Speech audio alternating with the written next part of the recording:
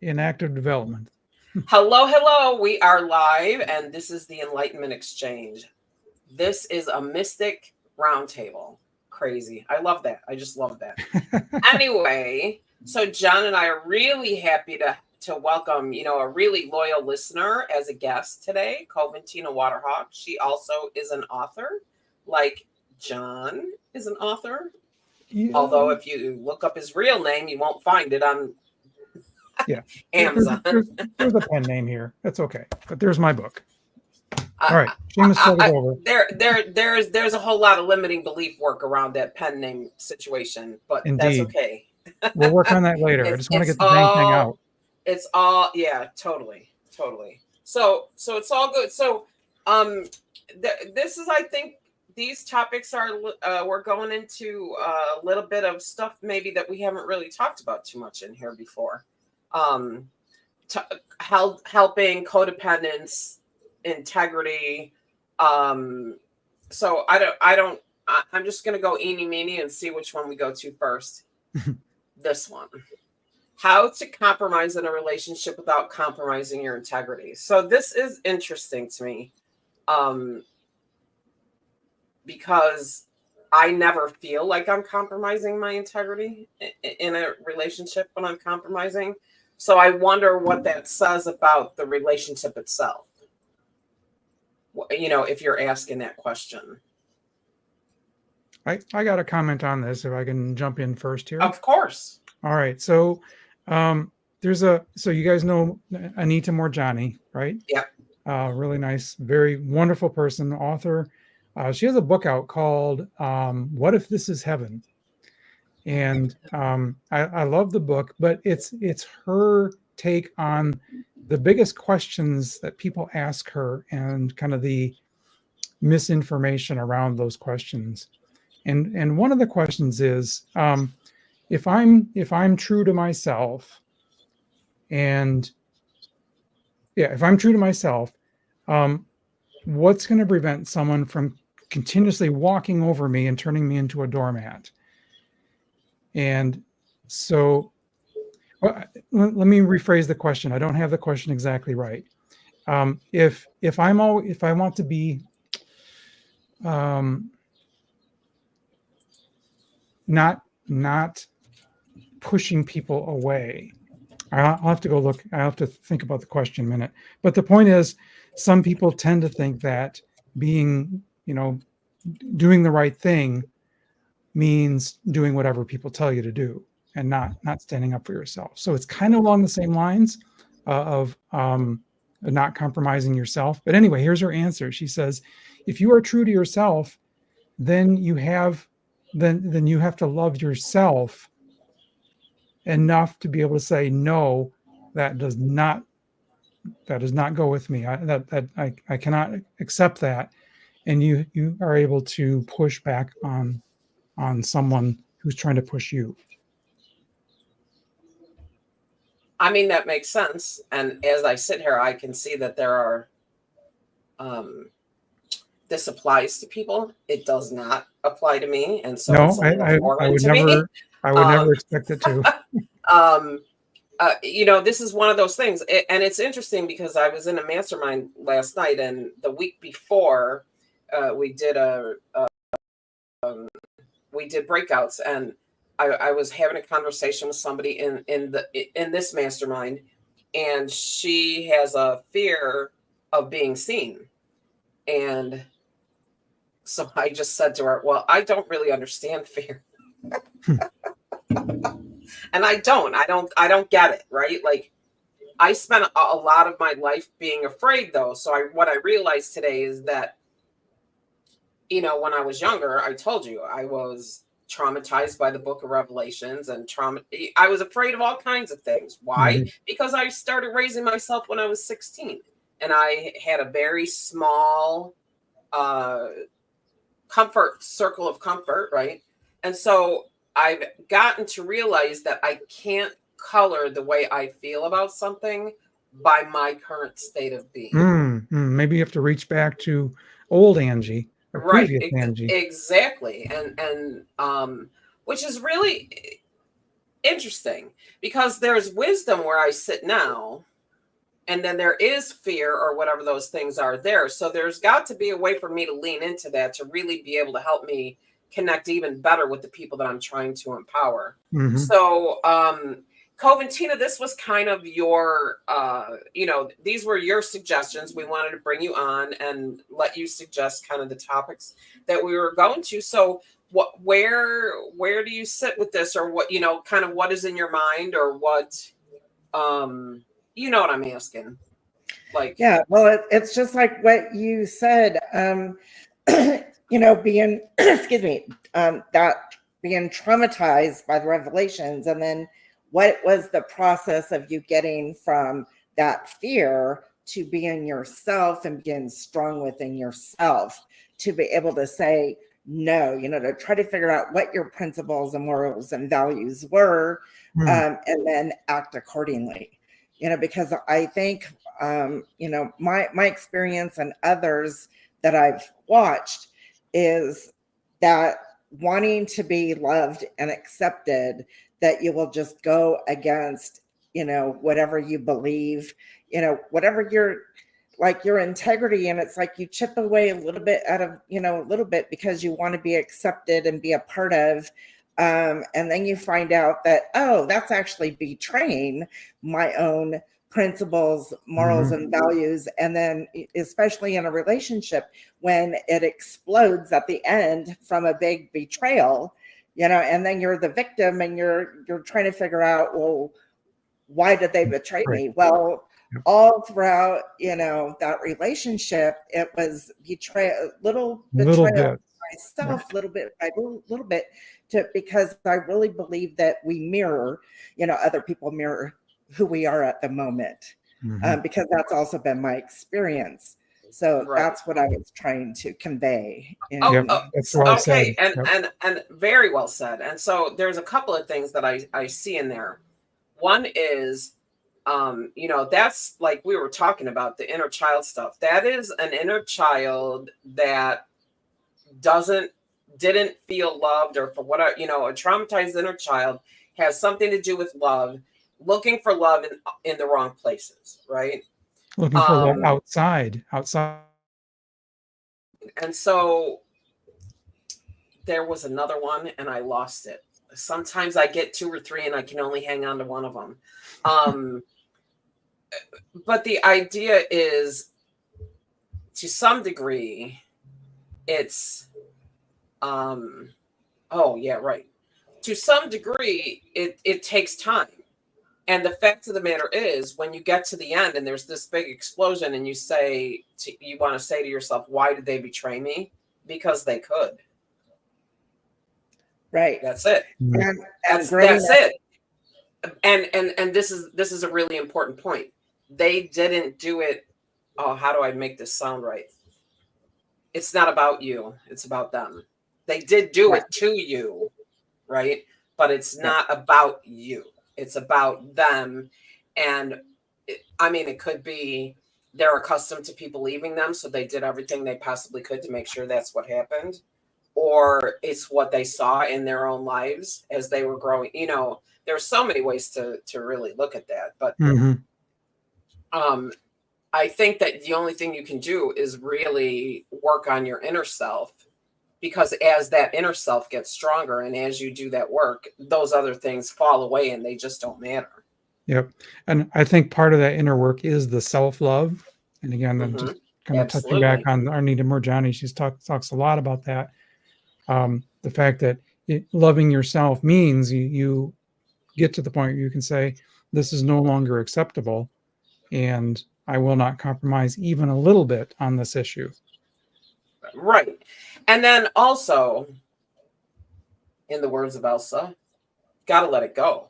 You just, I worked with somebody, and don't get me wrong, because this person had some really serious trauma, like really major, horrible things. But he was so, well, you still don't know who he is when I say he. He was so focused on the idea of retribution, or the person that did it burning in hell or whatever, that he was losing the opportunity to do that self-love and to do that self-work. He was so hyper-focused on what was done to him by that person and what was going to happen to them because of it, that it ate up all his time. And he couldn't heal, because every time something would, you hate to say it this way, but every time something would scab over, he'd pick it off. Ah, interesting. Yeah. Kind of an obsession. Right. And it was like, wanted to believe in religion because he wanted to believe in hell and vengeance and, all of those things. And it was interesting that he stuck with me as long as he stuck with me until he moved out of state. Interesting. Because how opposed I am to that. Right. And he was very willing to have that conversation and be open to it and what have you. So, it's hard because actually I was thinking about this too. So what do you guys think about this? The way I am is very clearly explained in my birth chart. If you ask Lisa, she will tell you, yeah, Angie tells the truth. Angie does what she wants to do when she wants to do it. It's there. Yep. So I wonder, to some degree, does a person's astrology, we'll just use that word, have an effect on how they interact and act within a relationship like this? I think most certainly. On the flip side, it's not an excuse for bad behavior. Oh, no, but I'm talking about the person who is being betrayed. But you're right, maybe even the person doing the betraying. Right. Well, even then, the bad behavior might be not standing up for yourself. True. I mean, for me, never forget this: hurt people hurt people. Yep. That's it. Yep. That's the bottom line. Hurt people hurt people. You hear about serial killers or thing, and you always find out in the end that they were either abused by their parents or they were sexually abused, or, there's always something. So where does compassion fit into this? Well, for me, I've been through so much, like trauma and abuse and, growing up, and then a marriage, and, what I had to do when I removed myself from that situation and I started writing a book of poetry about my experience. When I got to the healing chapter, I was able to look at my ex-husband as, he was spiritually sick. He grew up watching his dad beat his mom. So he interpreted that as love. So he felt like he needed to be controlling in a relationship to feel loved. And so what I was able to do was I was able to look at the child within him, what he experienced. And yes, I'm not, making an excuse for his behavior. However, a lot of times we're so unaware of our upbringing that it just becomes a part of who we are. And so we don't see that it's something bad. And so that's how I look at, having compassion for this person, who was really damaged, growing up. Right. Well, and the thing of it is, this is also, never forget this, compassion is the bridge to forgiveness. And forgiveness is not about the person. It's not about the person being forgiven. It's about the person doing the forgiving. Forgiving it, I love that. I love that saying where they say holding on to anger is like drinking poison and expecting the other person to die. Right. Right. Like, and I remember, I won't go into the whole story, but John, you've heard the story. We've talked about it on air before, the story about my father and World War II and the planes. And my father had a real SOB for a father. So he had an example of that as well.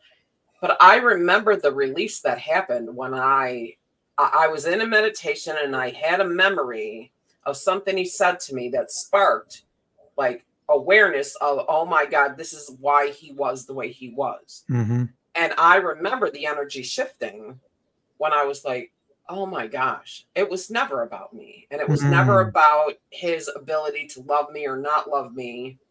And then on top of it, he was left alone with us, my brother and I, and didn't know how to even handle that without my mother. You know, I was 16, my brother was 15. So I remember, and I didn't have all that. I didn't get there until I was like 60 years old. Wow. You know, Yeah. I did, but I didn't get there until, but I didn't harbor anger. I harbored indifference, which is just as damaging. Oh, I see. I see. I always said, the only regret I have is that I don't have any regrets for cutting them loose. I don't have any regrets. And now I see that was a wall. That was a, right. You know, Protection. that was a wall, a protective casing. So, you know, let me tell you one of my favorite illustrations. And this numerous people have said this, but imagine you're walking out of the grocery store with an armload of groceries, and someone bangs into you, and everyone drops their groceries, and they're all over the place. And you yell at the guy, and you say, "What's the matter with you? Are you blind?" And then you realize he actually is blind. And that right there is where the anger turns into compassion. Right. And it's, you know, it's all those things, you know. Well, I think I want to say that our next episode of this mastermind that we're in is about managing your own energy, which of course, you know, what I feel about that is balanced energy is resilient energy, and resilient energy is less reactive. And so you have to look at why did you even go that far? What's the matter with you? Right. Yeah. And I would have been that person. Yep. Because I would feel that I was being intruded upon, or I can't think of the word that I'm trying to say, but I was being wronged. Like, yeah, you were being wronged. You know, like, what's wrong with you? Like, right. Yep. I'm just, you know, and what it is if you really look at it, you know, it's just like earlier today, something happened with the dog and I got really upset. And then I was like, yeah, that's it. Just make more work for me. And then I was like, holy shit, listen to that. Now I know what is the deal. I'm not mad at the dog. Yeah. I'm struggling with the amount of things on my plate. So it's really important when you have those reactions, I think, to look at, you know, really lean into where is it coming from? Yeah. Where is it coming? Because you're not really angry at. Yeah. And, you know, back to what Coventina said, that anger or that, you know, violence was coming from from the injured, you know, that injured soul or injured inner child. That's where it was coming from. Hurt people. Right. I mean, that's it. And the shame of it is that there are some people who will go through their lives damaged like that and never yep. and just never just never find a way out. You know what I think one of the biggest opportunities we have with, you know, where we are in, you know, the podcast and what we do is saying it ends with me. It stops here. Right. It stops right here. We will never pass that on to our kids and you know, family and friends. It ends here. And so I think the more people that are able to kind of come to that understanding and say it ends here, the better we're going to be going forward. And I think that you can do that no matter what point in your life. I mean, my kids are in their late 30s and 40s, you know, but I can still say it ends here. It ends here. I can still. Right. You know, and with I even made peace with my brother. So there you have it. Go ahead. Yeah, sorry. That's okay. My process was I was given up for adoption at birth. So it's like I have this feeling of hanging on to people, you know, don't abandon me. And then in relationships, I was like 3 strikes and you're out. And I was like, why am I, you know, so as I was growing within my own self, I was becoming more aware. It's like, oh, and orange flag. And now they're like yellow flags. Within 5 minutes of speaking with somebody, I know it's like, never mind, you know. because I know myself so well now, and I know what I want, and I know what I need, that I will not abandon myself Mm. and compromise my integrity, just because it's like, that little inside that you ignore, because of wanting, now I have this relationship with myself, that I can have this inner dialogue, and I'm not sure if it's the inner child in me or what it is, but it's like I can sit with it and ask myself, is this right? Is this for me? That kind of thing. Mm-hmm. And then the other thing is, how does being an empath play into boundaries and awareness and all of that as well? So I'm sure we could talk about that for another hour. Did she really say the E word? Yes, I did. Well, because Angie's got a special take on this particular situation.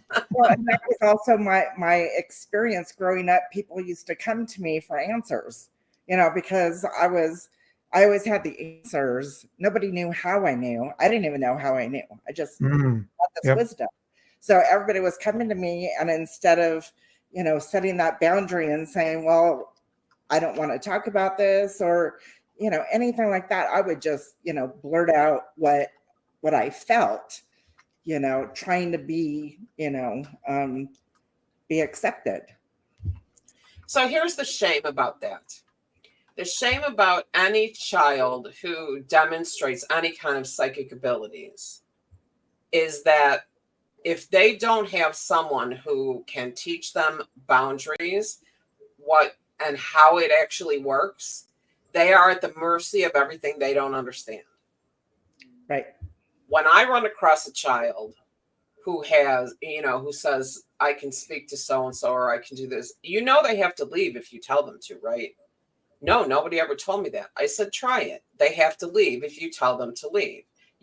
Somebody needs to tell you. I don't say it that way to a kid, but they need to be guided in that you can create those boundaries. I mean, I told you, I've had psychics say to me, "Oh, I sense you're troubled about something." No, you don't, because there's no way in heck you have gotten into my energy. You can't. So you can do it. It can be done. So the minute a child who has those kind of abilities starts being empowered to understand that, wait a minute, I need to process this, it may not be appropriate to blurt it out. Mm-hmm. Right. And I mean, and because you don't know how the other person's going to take it. Not, you know what I mean? Like, not that you should have to monitor what you say, but you don't know where the other person is at when you're delivering that kind of information. Okay. And that if you are making connections to the other side, you need to be the one that's in charge. Also, that there aren't any evil demons trying to get you in your sleep. But, right. Yes. I was taking a class once, and it was by one of the psychics who teaches, and she said, "Here's what I do: I light a candle and I say, 'Open for business.' When the candle goes out, you guys got to leave." That's it. That's all it takes. Yeah, that's all it takes. Yeah.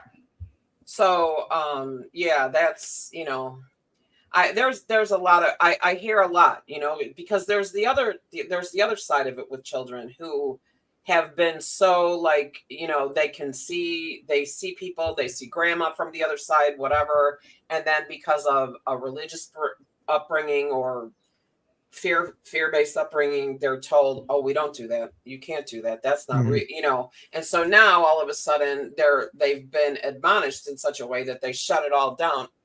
I guess the a-holes with wings are trying to get in. Anyway, they shut it down. In my work, I've run across so many people whose abilities are trying to re-manifest themselves. And I find out, the first question I ask, what kind of an upbringing did you have? Catholic. Oh, there you go. And those abilities in an adult, as an adult becomes aware of themselves, will begin to re-manifest themselves, reappear, right? So, totally off topic, I suppose. But Well, and on that topic, I was, I tried to be like Jesus, turn the other cheek. But my dad would always say, if somebody hits you first, you can hit them back. So I didn't I know. think that's the wrong thing to tell a kid. Okay, that's just me. Right. And so I was totally confused, and I wanted to be myself because my true self was, I really wanted to, be like Jesus was, because I really loved, how he, all of his, principles and, and all that stuff that, just love everybody. I was always rooting for the underdog. If I saw somebody, being bullied, I would, take them Yeah. in and, Yep. let's fight against them together, kind of thing. So, Me too. yeah. So a natural peacekeeper. Mm-hmm. Switzerland, you're Switzerland. Oh. Yeah. Anyway, okay. Yeah, that reminds. I've had very similar things happen when I was a kid. Standing up for the kid that's getting beat on, and then they turn on me, right? So now here's something very interesting. I was the one that was bullied. I was the one that was made fun of. I was the one that was called weird and strange and had crazy accusations made about. That was me when I was a kid. So I find that really interesting but I was not the one trying to stick up for anybody. I was just like, let me go in the house, because you know who never bullied me or tried to make fun of me? My books. Wow. Charlie never said that to me. Wow. The Scarecrow never said that to me. Yeah. The Tin Man never said those things to me. So it's really funny. I mean, because when I really look backwards, the people who were making those kind of comments, who seem to have the world by the cojones, if you will, are now in nowhere near the kind of position that I'm in, which I find to be very interesting, Yep. So anyway, okay, so because we've got just a little bit more time, I want to go to the other, because I like this, the fine line between being helpful and being codependent. And I want to also, now what the heck is that? It's like a stink bug or something on the door. Sorry. Bugs really just distract me. I don't know why.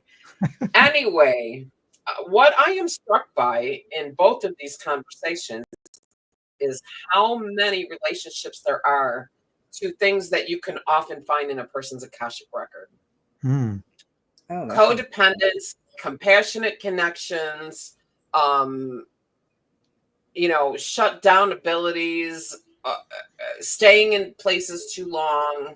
Like, those are all that you can usually find something like that in somebody's Akashic record. That's interesting. Yeah, it's a vow that was made, or it's I don't like to use the word. Yeah, the contract is sometimes what they call it, like a soul contract. Right, exactly. Well, yeah, soul contract, that's another concept by another. Okay. But point being that you can find those agreements that have been made in the past, in a past life, and you're kind of like paying for them now, as it were. Well, I mean, right. So whenever there's an Akashic issue, an Akashic block or restriction, there's also a negative choice or action associated with it.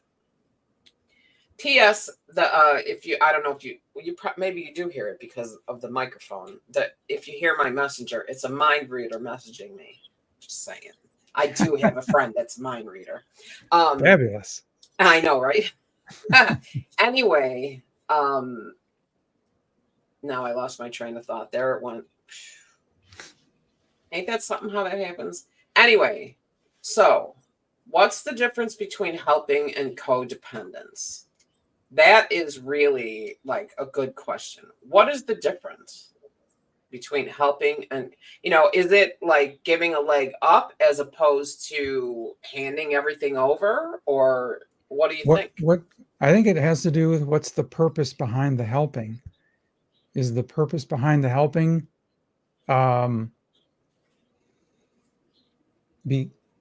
because you have to, and you're Or because almost it being, feeds something in you.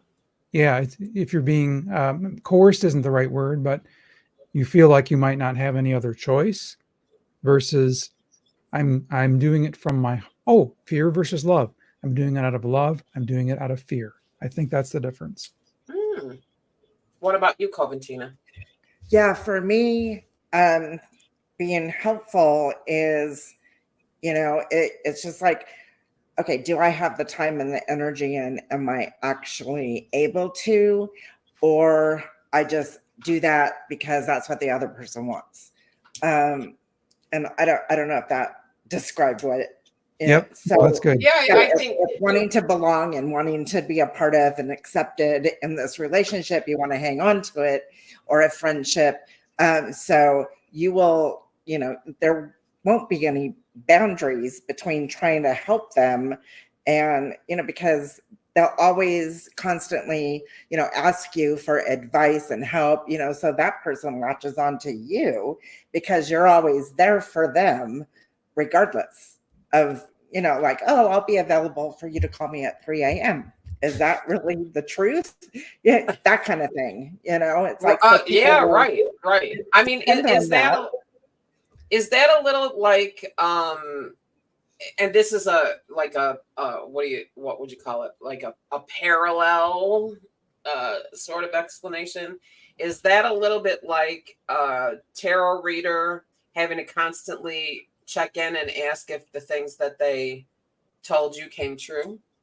You know what I mean? Like Like needing like validation all the time. needing validation all the time, and so so either you're being coerced into helping somebody, codependence, or there's something in it for you, right? So you get some satisfaction from, well, I helped him get there. You know what I mean? Like, right. And at events, I always have a timer, to do readings. And every person that sits down and I go to set the timer, I say, well, I never listen to that. I always go over. And so I've had people say, well, then why do you set the timer? You know what I mean? yeah, right. If something to know how far I've gone over. Yeah, if I'm it's really interesting because I do the same thing. Yeah, if I feel that they're going through something and they need to process, what has come up, I'm not going to just say cut them off and say, okay, you're done. I want to make sure that they're going to be okay before they leave. Oh, see, well, I never let anybody ask me any questions that are going to make them process like that. So, although they do anyway. Although I guess I would say it depends on. I mean, there's a few things with that, right? Like, John, you're a reader too. You charge people for readings. And, this is what we do on this show, go off on tangents. So, where I'm going with this is this. You tell them $25 for 15 minutes, whatever it is.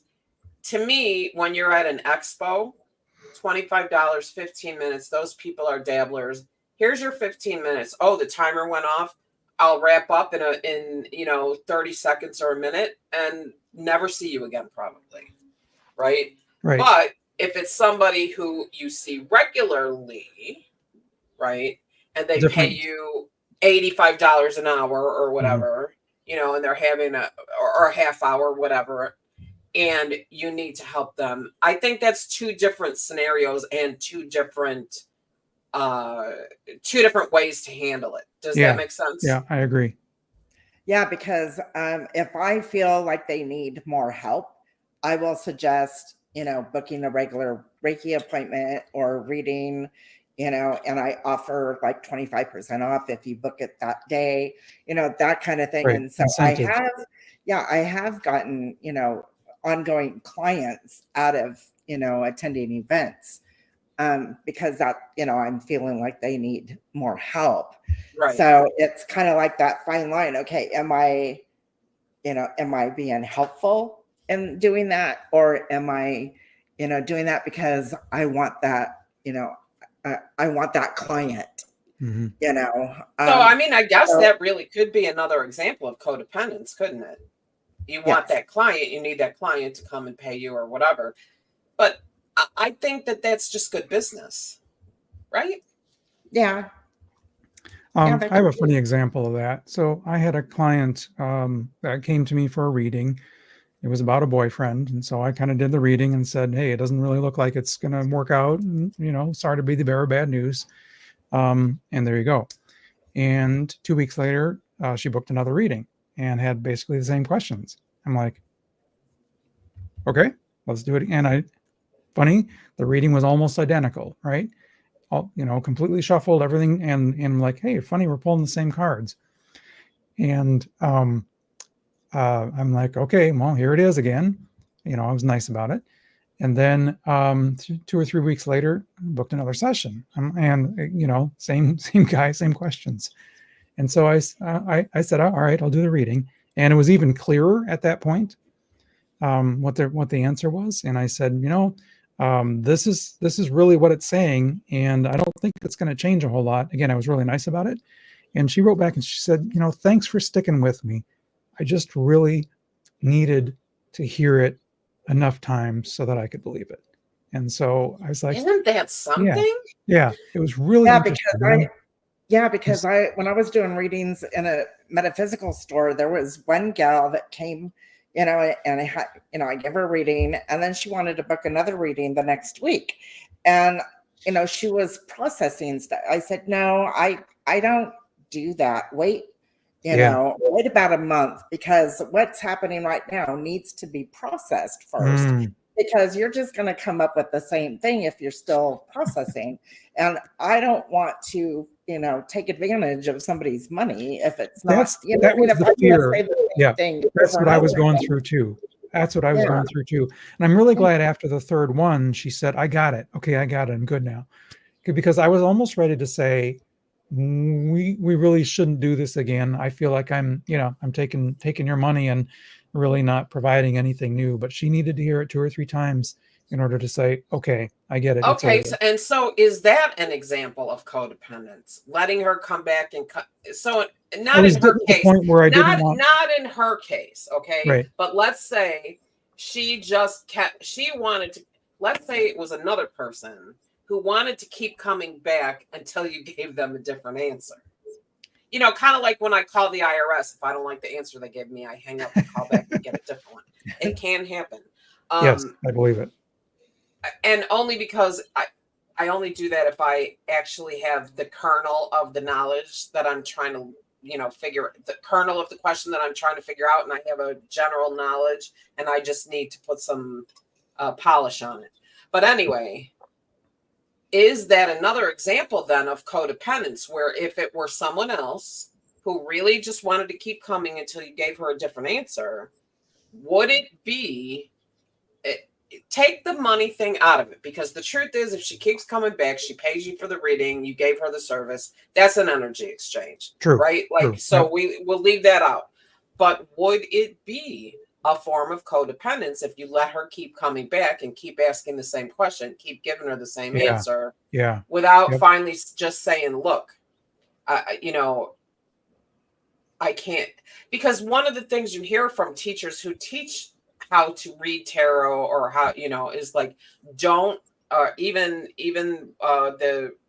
well, of course, she really takes it to the extreme. Soul realignment, Andrea Hess. She's like, these people need readings. 10 minutes should be all it should take to give them the information. Don't let them get dependent on you. Don't let them keep coming back. She even says that.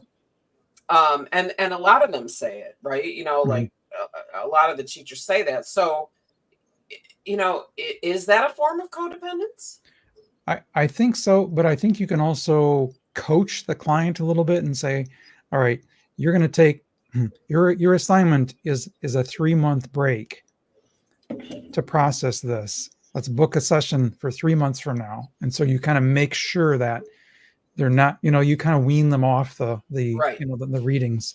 Or, you're getting the same answer every time, but the reason is that your vibration is remaining the same. So what is it that you want, and what can we look at to help you shift your vibration? Shift your vibration? That's good. Right? Yeah, that's real good. So, I mean, that, there is that, like, that, manifesting is 100% figuring out what you want and then shifting your vibration to match it. Yep. That's it. That's what it is. So there's no poof. And then, there's always that, if somebody tells you who they are, believe them. Mm, so, if the answer just keeps being no, then you probably really need to look at that other person and say, well, why is it no? Yeah. What do they do? Why is it no? Yes. Anyway, wow, I can't believe how fast this went. This is a good session, though. These are really good questions, and really good. So, so Coventina had an idea for coming back. So I'm going to put it out there.